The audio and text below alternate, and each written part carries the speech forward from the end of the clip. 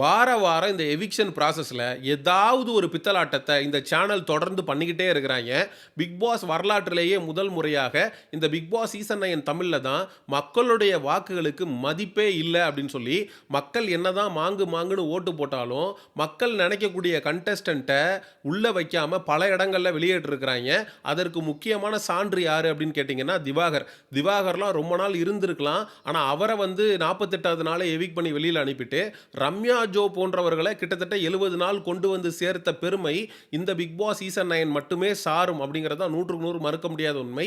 இந்த வாரமாவது மக்கள் நினைக்கிற மாதிரியான எவிக்ஷனை பண்ணுவாங்களா அப்படின்னு எதிர்பார்த்து காத்து கொண்டு இருந்த வேளையில் எஃப்ஜேவை நல்ல வேலடா சாமி போய் தொலைடா உன் மொகரக்கட்டையும் உன்னுடைய இரிட்டேட்டிங் வாய்ஸையும் நீ காரி துப்புற பீட் பாக்ஸிங் அப்படின்ற ஒரு விஷயத்தையும் காதுலையும் கேட்க சைக்கிள பார்க்க சலிக்கல வெளில போய் தொலைடா அப்படின்ற மாதிரி தான் இருந்துச்சு.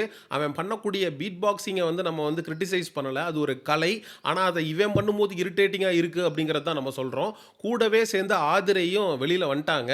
இட் இஸ் அ ஃபேர் கால் அப்படின்ற மாதிரி தான் இருந்துச்சு. ஏன்னா ஆதிரைக்கு வந்து எஃப்ஜேன்றவன் பிக் பாஸ் வீட்டுக்குள்ளே இல்லைன்னா வேலை இல்லை. அதனால் எஃப்ஜேவை எவிக் பண்ணுறோங்கிறப்ப ஆதிரையும் சேர்த்து எவிக் பண்ணது தானே நியாயமாக இருக்கும். சனிப்போனம் தனி போகாதும்பாங்க. ஆதிரை பிக் பாஸ் வீட்டுக்குள்ளே வந்து எஃப்ஜேவை டோட்டலாக எக்ஸ்போஸ் பண்ணி எவிக்டாய் வரும்போது அவனையும் வெளியில் கூட்டிட்டு வந்தா அப்படிங்கிறத வரலாறு சொல்லட்டும் அப்படின்ற மாதிரியான ஒரு நிகழ்வை இந்த வாரம் பண்ணியிருக்காங்க. டேய், இந்த ஒட்டுமொத்த பிக் பாஸ் சீசன் 9 தமிழ்லையே நீங்கள் பண்ண உருப்படியான ஒரு எவிக்ஷன் அப்படின்னா அது இந்த வாரம் பண்ண எவிக்ஷன் தாண்டா. அப்படியே இருந்தாலும் இந்த பொறுக்கி எஃப்ஜேன்றவெல்லாம் 35வது நாள் 40 நாளாவது திவாகருக்கு முன்னாடியே எவிக்டாய் போக வேண்டியவனை 75 நாள் தண்டமாக உள்ள உட்கார வச்சு 3 பேரையும் நல்லா முட்டையும் பாலும் கொடுத்து நல்லா கொழுகுலுன்னு ஆக்கி வெளியில் அமைச்சிருக்காங்க அப்படின்னு நினைக்கும் போது நமக்கு உண்மையிலேயே இரிட்டேட்டிங்காக தான் இருக்குது. இன்னும் இதில் என்னென்ன இந்த எவிக்ஷன் ப்ராசஸில் பித்தலாட்டத்தில் ஈடுபட்டிருக்காங்கன்னா, பார்வதியை ஹாட் சீட்டில் உட்கார வச்சு சேவ் பண்ணியிருக்காங்க அப்படிங்கிறத வந்து நம்மளால் ஏற்றுக்கொள்ளவே முடியல. பார்வதி என்னடா அந்தளவுக்கு கேவலமாகவா ஓட்டு வாங்கியிருக்கு? அதே மாதிரி திவ்யா கணேசி ஹாட் சீட்டில் உட்கார வச்சு சேவ் பண்ணுறாங்க. திவ்யா கணேசுக்கும் நல்ல ஓட்டிங் இருக்குது, பார்வதிக்கும் நல்ல ஓட்டிங் இருக்குது. என்னதான் பார்வதிக்கு நெகட்டிவாக மக்கள் வந்து இந்த கமருதீன் விஷயத்தில் பார்வதி வந்து பல இடங்களில் மைக்கு போடாமல், அதுக்கப்புறம் இந்த பாத்ரூம் இஷ்யூ அது இதுன்னு பார்வதிக்கு இந்த வாரம் கெட்ட பேர் இருந்தாலும், பார்வதிக்கு ஓட்டுன்றது விழுந்துக்கிட்டு தான் இருக்குது. 3rd பொசிஷனில் தான் இருந்தாங்க ஓட்டிங்கில், அன்அஃபிஷியலில் கூட. அவங்கள வந்து ஹாட் சீட்டில் உட்கார வச்சு சேவ் பண்ணதுக்கான காரணம் என்னென்னா, இதுக்கு மேலே நீ கமருதீனோட சேர்ந்து ஒரு கேம் விளையாடிக்கிட்டு இருந்தேன்னா நீ டாப் 5ல கூட வராமல் எலிமினேட் ஆகி வெளியில் போயிட வேண்டியதுதான் அப்படிங்கிற இண்டிகேஷனை மறைமுகமாக பார்வதிக்கு சொல்கிறாங்க அப்படிங்கிறது தான் நான் எடுத்துக்கிறேன். அடுத்தது திவ்யா கணேஷ். அந்த பொண்ணை நீங்கள் ஹாட் சீட்டில் உட்கார வைக்க வேண்டிய அவசியமே இல்லையே. 5 பேரை உட்கார வச்சுருக்காங்க ஹாட் சீட்டில். எஃப்ஜே, ஆதிரை, சுபிக்ஷா இந்த 3 பேரை உட்கார வைக்கப்பட வேண்டிய நபர்கள் தான்.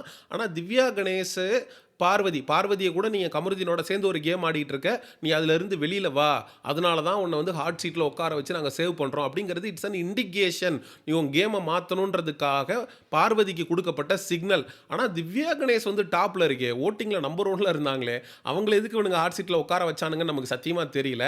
இன்னொரு பக்கம் கமருதீனையும் அமித்தையும் ஃபஸ்ட்டு சேவ் பண்ணுறாங்க அப்படிங்கிறது நமக்கு சத்தியமாக புரியல.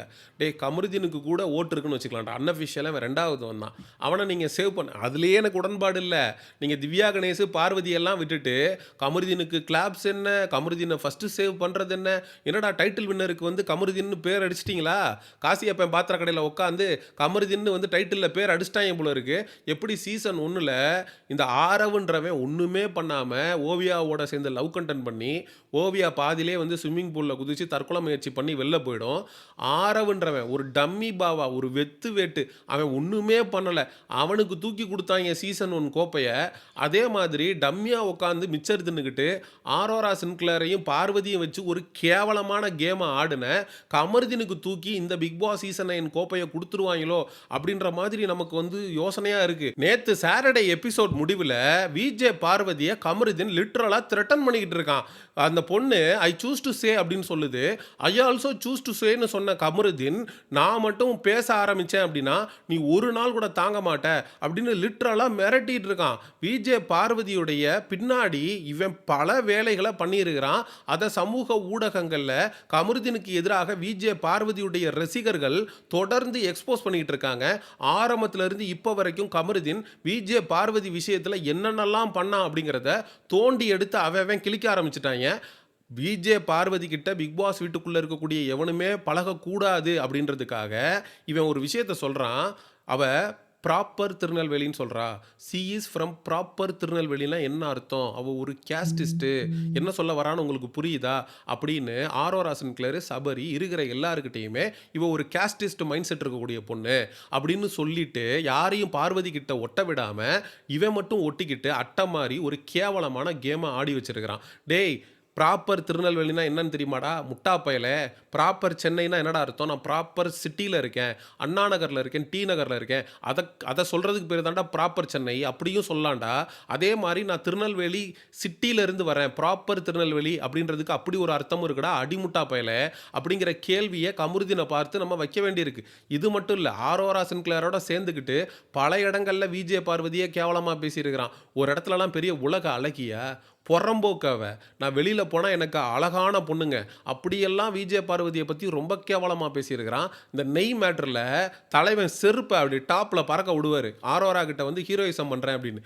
ஆரோரா பார்வதியை பத்தி கேவலமா ஒரு விஷயத்த சொல்லிட்டு இருக்கோம். அதை கேட்டு ரசிச்சுக்கிட்டு இருப்பான். வெளியில இந்த பொண்ணுக்கு ஆள் இருக்குல்ல, உள்ள வந்து இப்படிலாம் பண்றது நல்லா இருக்காதா? அந்த பொண்ணு போய் கேமராக்கு முன்னாடி சொல்லிருச்சா இந்த மாதிரி எனக்கு கமருதீன் மேல ஃபீலிங்ஸ் வந்துருச்சுன்னு. ச்சீ, இவெல்லாம் ஒரு ஆளு இப்படி ஒரு கேவலமா ஒரு கேம் ஆடிக்கிட்டு இருக்கா அப்படின்னு ஆரோரா கூட சேர்ந்து பார்வதியை பத்தி பேக் பைட் பண்ணவன் தான் இந்த கமருதீன்.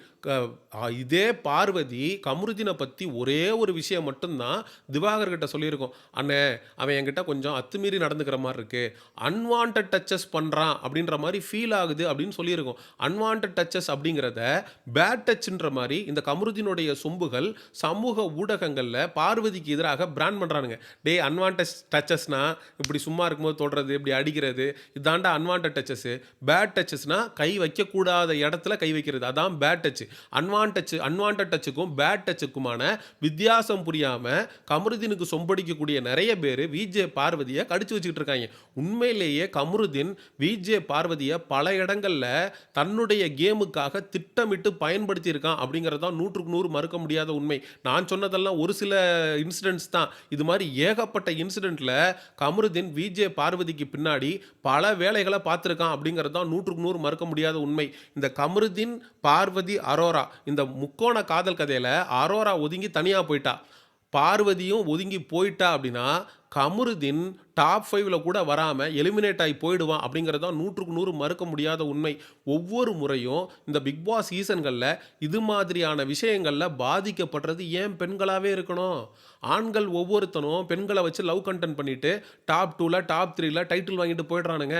போன சீசனில் இருந்தான் விஜே விஷால்னு, இதே மாதிரி தான் 2 பெண்கள், அன்ஷிதா அதுக்கப்புறம் இன்னொரு பொண்ணு, 2 பேரையும் வச்சு கண்டென்ட் பண்ணான். அன்ஷிதா வந்து 85வது நாளில் போயிடுச்சு. இன்னொரு பொண்ணு அதுக்கு முன்னாடியே 60வது நாள்லேயே அது போயிடுச்சு. 2 பேரையும் வச்சு கண்டென்ட் பண்ணி முக்கோண காதல் கதையை வச்சு டாப் 3ல வந்தான் விஜய் விஷால். சீசன் 1ல ஆரவ் ஓவியா வச்சு டைட்டில் ஜெயிச்சுட்டு போனான். ஒவ்வொரு முறையும் இந்த ஆம்பளைங்க பெண்களை பயன்படுத்தி கேவலமாக ஒரு கேமை ஆடி அவனுங்க வந்து நல்லா பேர் வாங்கிட்டு போயிடுறானுங்க. எண்ட் ஆஃப் த டே உண்மையான ஃபீலிங்ஸு, உண்மையிலேயே அன்பு வச்ச பார்வதி போன்ற நபர்கள் மக்களுக்கு மத்தியில் மிகப்பெரிய அளவில் வெறுப்பை சம்பாதிக்கிறாங்க. இது மாதிரியான கமருதீனுடைய கேம் பிளே உண்மையிலேயே காரி துப்பப்பட வேண்டியது அப்படிங்கிறதுல எனக்கு எந்த விதமான மாற்று கருத்து இல்லை. இப்படி ஒரு கேவலமான கேம் ஆடின கமருதீனை முதல்ல சேவ் பண்ணிட்டு தன்னுடைய எஃபர்ட்டு எல்லாத்தையும் அடிப்பட்ட கண்ணோட கேப்டன்சி டாஸ்க்கை விளையாடி, அந்த ராஜாராணி டாஸ்க்கை விளையாடி, விடிய விடிய தூங்காமல் இருந்து பாத்திர வேலைக்கு அந்த வார்டன் டாஸ்கில் பெர்ஃபார்ம் பண்ணி இருக்கிறவங்க எல்லாரையும் எதிர்த்து கேம் ஆடின விஜே பார்வதி கடைசியில் ஹாட் சீட்டில் உட்கார வச்சு சேவ் செய்யப்படுறா அப்படிங்கிறது தான் உண்மையிலேயே நமக்கு வேதனை அளிக்கக்கூடிய விஷயமாக இருக்கிறது. சரி, மக்களாகிய உங்கள்கிட்டே கேட்குறேன், இந்த கமருதீன் பார்வதி விஷயத்தில் கமருதீன் பார்வதியை பயன்படுத்திக்கிட்டான்னு நினைக்கிறீங்களா? இல்லை விஜே பார்வதி கமருதீனை பயன்படுத்திக்கிட்டான்னு நினைக்கிறீங்களா? இவங்க 2 பேர் மேலே யார் தப்பு? ஏன்னா ஒவ்வொரு சீசன்கள்லையும் இந்த லவ் கண்டென்ட் பண்ணக்கூடிய ஆம்பளைங்க ஈஸியாக ஜாலியாக கடந்து போயிடுறாங்க. பாதிக்கப்படக்கூடியது பெண்களாக இருக்காங்க அப்படிங்கிறது என்னுடைய தாழ்மையான கருத்து. நீங்கள் என்ன நினைக்கிறீங்க அப்படிங்கிறத மறக்காமல் கமெண்ட் செக்ஷனில் சொல்லுங்கள். அண்ட் எக்ஸ்க்ளூசிவ் பிக் பாஸ் அப்டேட்ஸுக்கு மிஸ்டர் செய்யோன் சேனலை சப்ஸ்கிரைப் பண்ணுங்கள். See you in the next video. Bye bye.